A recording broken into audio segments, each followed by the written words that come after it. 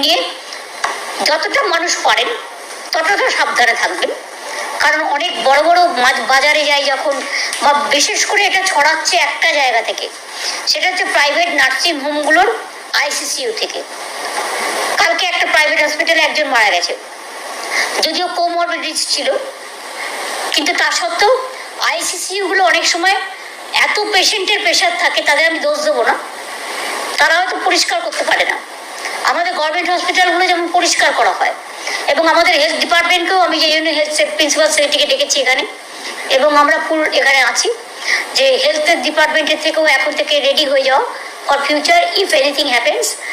ভয় পাওয়ার কোনো কারণ নেই, আতঙ্কের কোনো কারণ নেই, এবং বেশি প্রচার দেওয়ারও কোনো কারণ নেই।